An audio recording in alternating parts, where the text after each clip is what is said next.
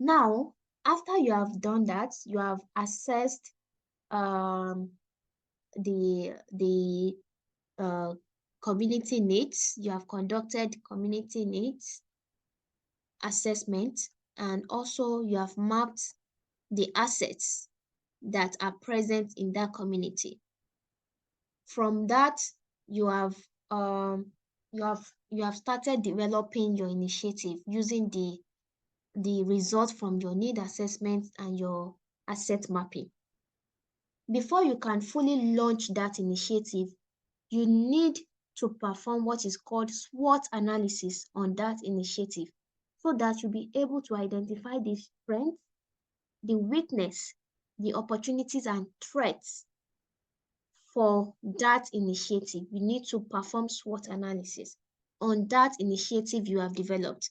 Remember the process of needs assessment, because asset mapping is also under needs assessment.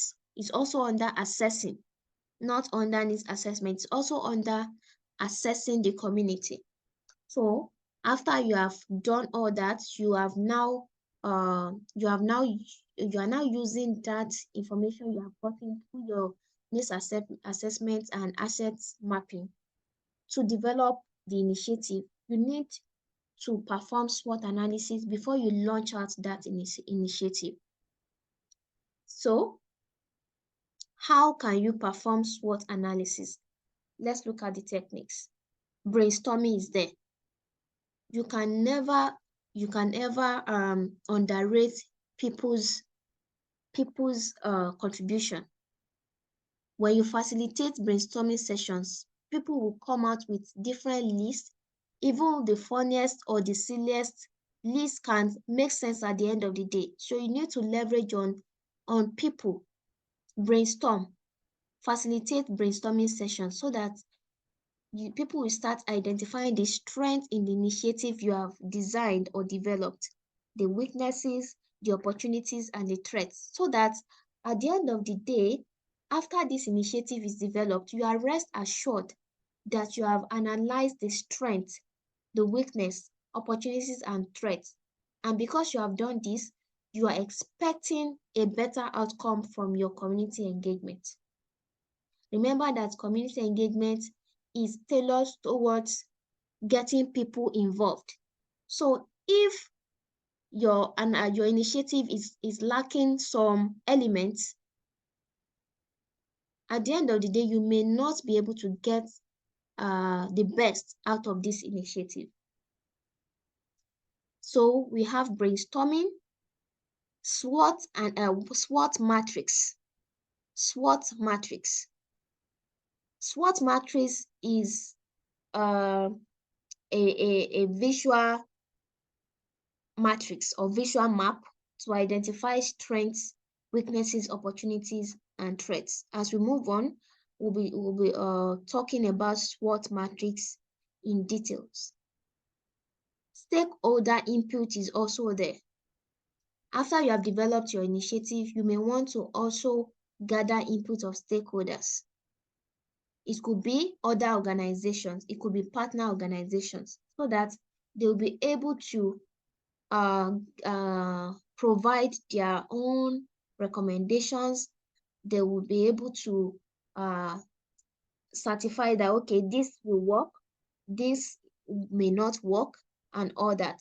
From this input, you'll be able to know how to shape your initiative better. Let's talk about a SWOT matrix. Like I mentioned earlier, a SWOT matrix is a visual representation of a SWOT analysis, which assesses an organization, project or initiative's internal strengths and weaknesses, along with external opportunities and threats.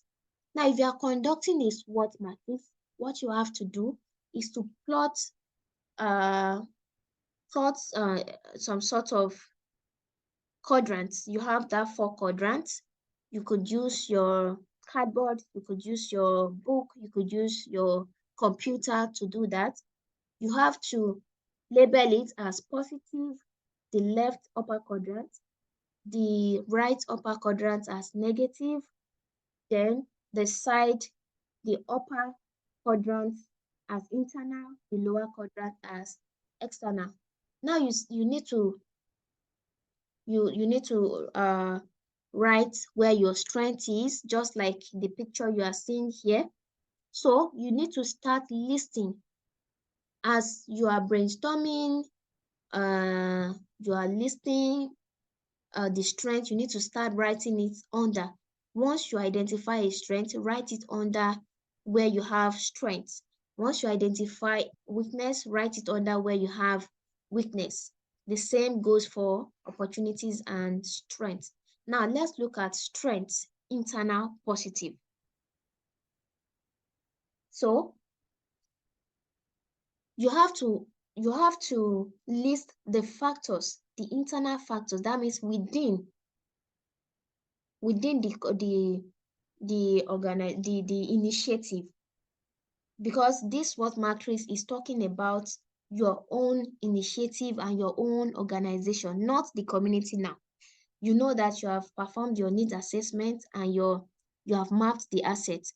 What you are doing now is to weigh how well your initiative will perform, how well your initiative will solve the problem or the challenges you have identified in that community. Now, you need to check the factors, the internal factors that contribute positively to the initiative you are planning for. What are the internal factors? Do you have funding?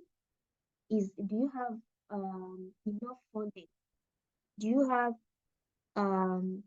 human capacity? Do you have resource? Do you have people that are exceptional, people that have high skills, people that have knowledge in whatever you want to engage the community with? Those are your strengths within your organization. Those are your strengths. So you need to list out those factors. Consider what the initiative will do well.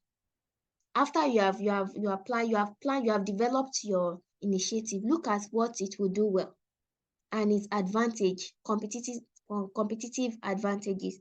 You could check organizations that have done something similar and see what you have, the edge you have over that organization or that initiative.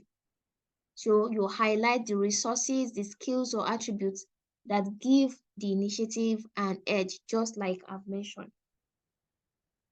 For the weaknesses, which is also under internal negative, you have to identify the internal factors that pose challenges or constraints. It could be time constraint. It could be time constraint. It could be time constraint. It could be funding. It could be resource constraints. Maybe you don't have enough funding for that. It's a weakness. So you need to consider that too. Considering that will help you to rework your initiative, your project, or your community engagement efforts that you are planning on. So once you have identified this, you need to also write it under weakness. You need to reflect on areas where improvement is needed or where the initiative may lag behind. So opportunities and threats, they are external. We have the opportunities, which is positive, of course. So you need to look into the external space and see the factors that you could leverage on. Now, external now in the sense that you can look into the community. You can look into the community. You can look into the you can check the stakeholders, the key stakeholders, the factors, what you can leverage on that will benefit the initiative. So as you are getting those factors, you need to start listing them under opportunities. So you explore external factors that could be leveraged for the initiative benefit. It could be that the external opportunities could be that the community you want to engage has a lot of resources, so you don't need to maybe spend too much on that aspect. Is an opportunity. So that will also shape how your budget will be designed and all that. Threats, external negative, you need to start thinking of the external factors that could hinder your initiative progress. Now you need to consider the potential challenges, competition, or risks that might arise. Maybe that initiative may have a particular aspect that may give you tough time. Maybe that a part of the initiative is to talk to uh, people that are always busy. Could be stakeholders that are always busy. It could be a challenge because it will affect your engagement, your communication, and even it might affect the outcome of your initiative. That means you need to check your initiative again and see whether you can modify that aspect of your initiative once you have already identified the threat. So that is how to use the SWOT matrix in analyzing the initiative you have developed. So SWOT matrix is a technique that is used to perform SWOT analysis. So we also have comparative analysis. Comparative analysis is another technique to perform SWOT analysis. After you have identified the internal strengths and weaknesses using the SWOT matrix, you can now start comparing your results, and from this you can draw insights that will shape the initiative you are trying to develop. Expert insights. So you can seek input from experts or consultants that will provide objective perspectives. They will scrutinize it. They will scrutinize your initiative, and from there see where the weaknesses are or the strengths are. So you can do that. It's a way of analyzing the strengths, weaknesses, opportunities, and threats of the initiative you have designed. Data review also helps because when you review the data from the internal and external sources, you'll be able to identify the areas that cause for concern. Because you have your initiative designed, if you are able to review data from internal and external sources, maybe within your organization, you can check what information that will benefit the initiative. You can check if this information is available, if it's not available, or you can also check the community and see if what you need for the initiative is available or is not available. Now, reviewing that data will help you to know where your initiative might face challenges, and these are the weaknesses, or where your initiative can perform better, which are the strengths. So that is about the techniques of performing SWOT analysis to check how well your initiative will perform. That is your community engagement effort. So let's talk about the ethical considerations and cultural sensitivity. It is important to understand the ethical and cultural sensitivity of the community you are going into. You need to address potential conflicts of interest and ethical dilemmas. Remember that you are preparing for community engagement. That means everything must be set before you start implementing this community engagement effort, so that it will not get to that time and you will be meeting unnecessary challenges. So you need to address everything and also understand the your role in cultural uh, from the cultural angle and the ethical angle. Now, how do you address potential conflicts of interest?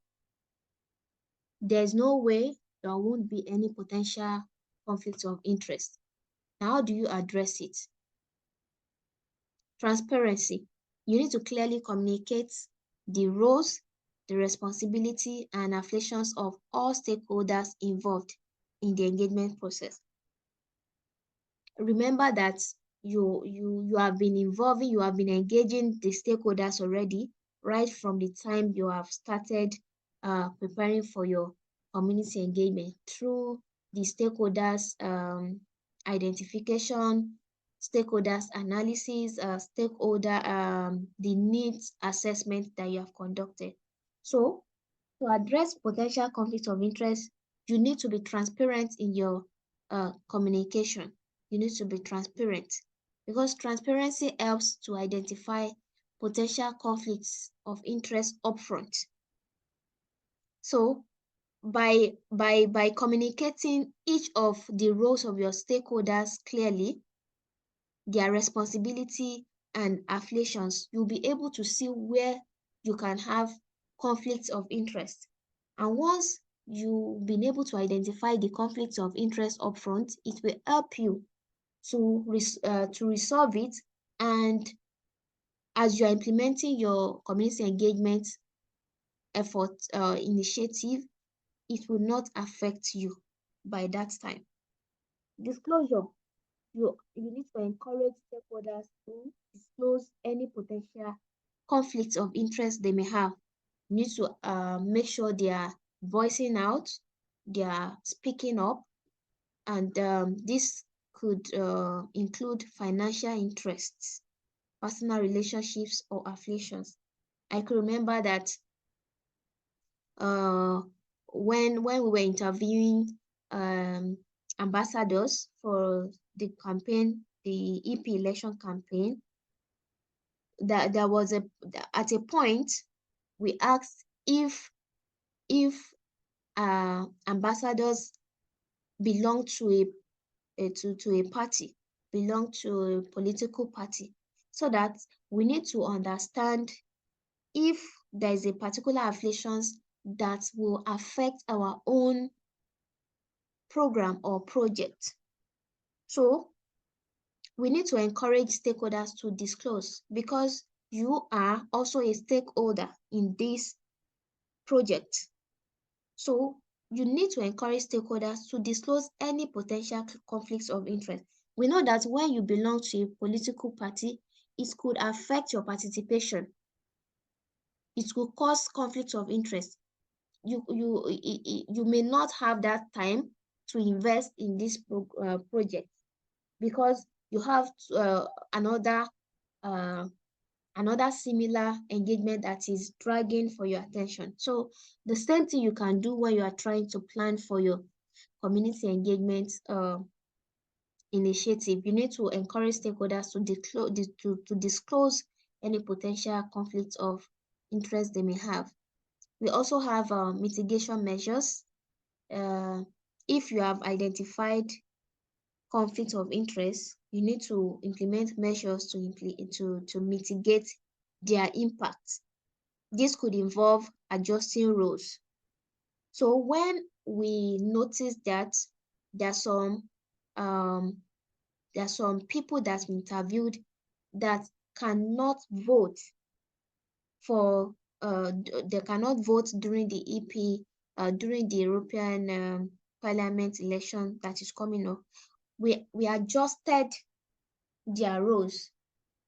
We made sure that they are still involved, but we adjusted their roles from the ambassador to a volunteer ambassador. They are still involved, but they have their own aspects of involvement. So mitigation, that is an example of mitigation measures. It could be that you have to adjust roles or involve additional stakeholders so that you will have better outcomes from your community engagement efforts. Balanced representation. You need to be keen on diversity.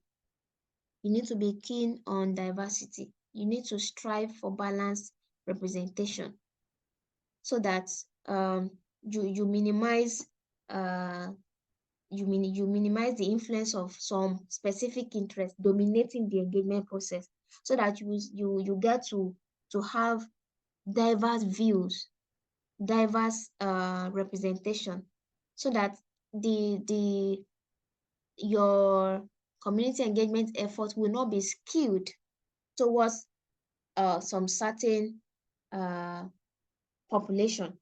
So you need to balance representation. You need to consider that also as you are planning for your community engagement.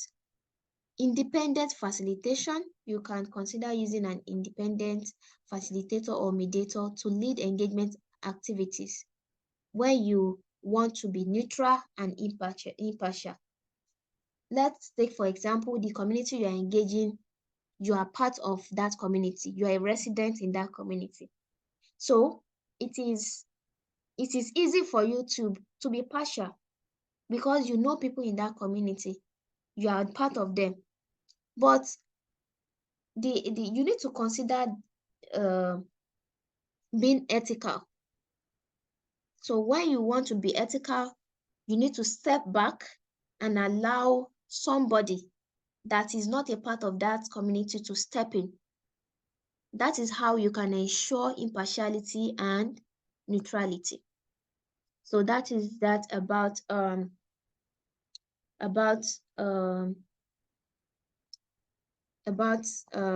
potential conflicts of interest. So let's look at addressing ethical dilemmas. So you have to take this very, very important because they are key aspects of community engagement. One is informed consent. Ensure that your stakeholders are fully informed about the engagement process. If you want to take pictures and you want to use it on social media, or you want to use it for a press release or a media project, you need to inform these people that this is what your pictures will be used for. If they agree, yes, you can go on to use it. If they don't agree, then you don't need to use it. So you need to be keen on getting your stakeholders fully informed about what they are getting into. Obtain their informed consent before involving them. Now, if you are using pictures, before you can take picture or use picture, make sure they have filled a consent form where they will sign and agree that this is my picture, this is I agree that it should be used for media purposes and all that. So somebody that is not interested in filling the form, that is telling you that that person is not interested in sharing his or her picture. You also have to respect autonomy. You need respect for autonomy. Stakeholders can decide to withdraw at any time. They can decide to withdraw and say, okay, I'm no longer interested in this project. I don't want to get involved again. So, and you need to respect their decision without pressuring them, because they have the right, they have the autonomy. Confidentiality is also important. You need to protect sensitive information. Remember, we have what is called data policy. You need to protect people's data. You need to protect sensitive information.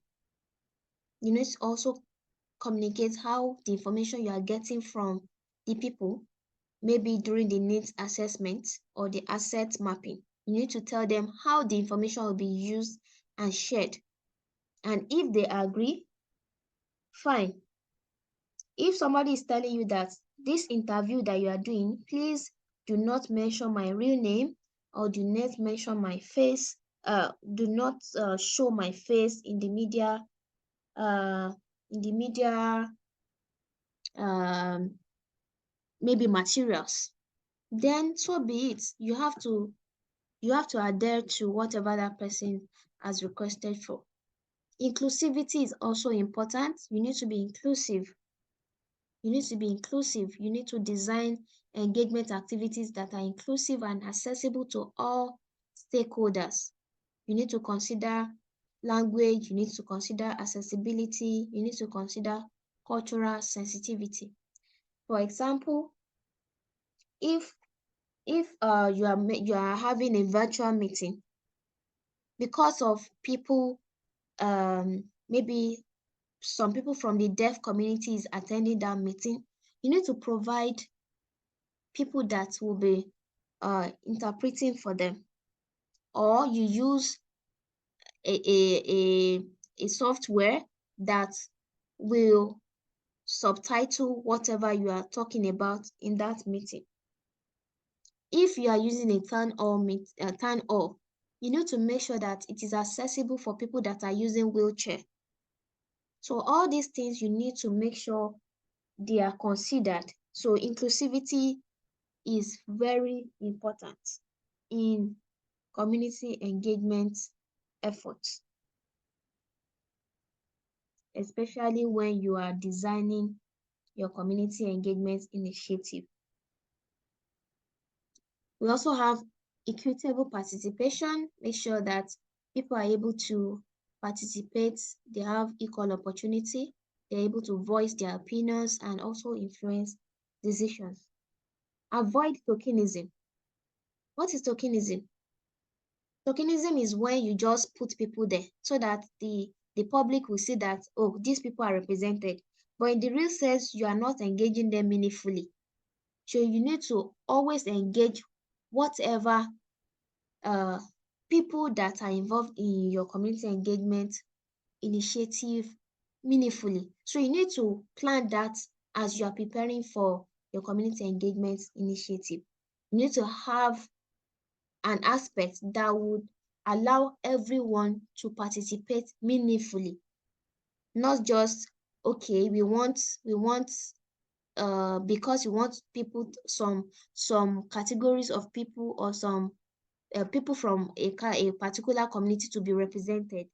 We just want them to be represented. We really don't need their engagement. That is not the right thing to do in community engagement. Because you want to get everybody involved, you need to make sure that you are engaging them meaningfully. If you don't have the plan of engaging them meaningfully, don't involve them in the first place. So you need to avoid tokenism. So we also have conflict resolution. We have talked about conflict resolution before, but we still need to talk about it. You need to establish mechanism for addressing conflicts. You could provide a safe space for open dialogue and resolution. You could tell people that this interview, we are not going to be recording it, or we are not going to be showing it to another person. We are only using it to design our project or to make sure that we are engaging people better.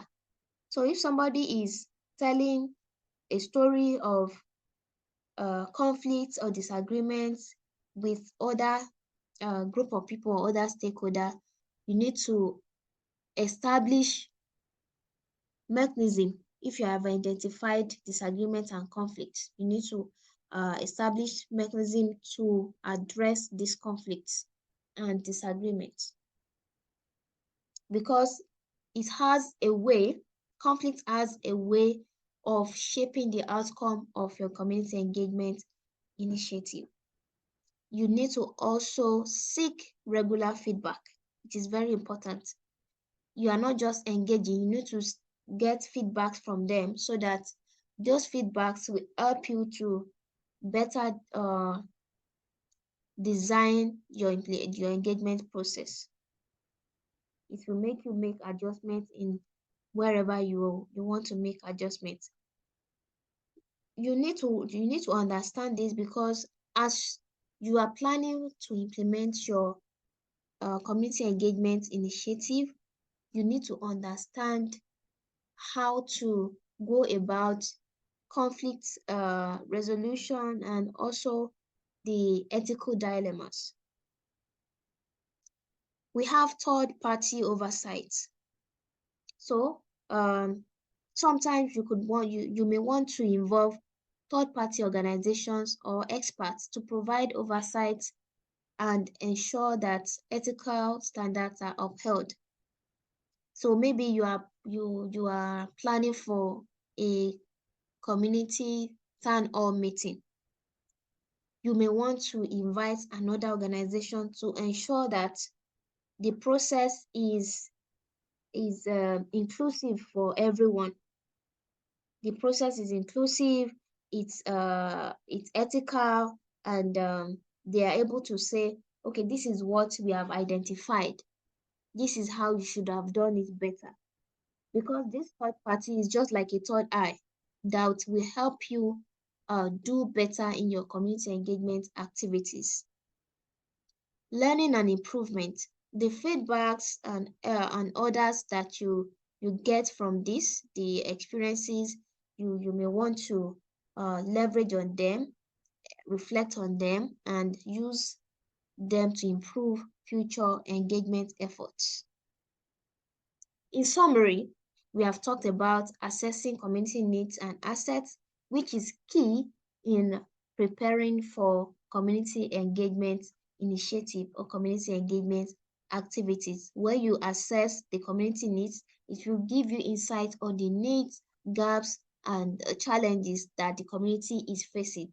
And it will help you tailor solution towards addressing these needs. It will also help you to allocate resources well. Aside assessing community needs, you also need to map out assets. We have talked about the strategies you can use to map out assets. We talked about resource inventory, taking account of what is the resources that is present in the community that you can leverage on to make sure that your community engagement efforts get better. We also talked about the techniques you can use to carry out community needs assessments. We have discussed about ethical considerations and cultural sensitivity. We have talked about how to how to go about conflict resolution, and also how to go about ethical dilemmas. I have talked about that, and I'm sure that you have learned a lot from this module. You can write or write down your thoughts on the course platform on the key takeaways of this module. Let's look at the preview of module 3. In module 3, we'll be discussing the strategies for building community relationships. In module 3, we'll be looking at building trust and credibility within the community, effective communications techniques, utilizing social media and technology for engagement, and also collaborative partnerships and alliances. See you in module 3.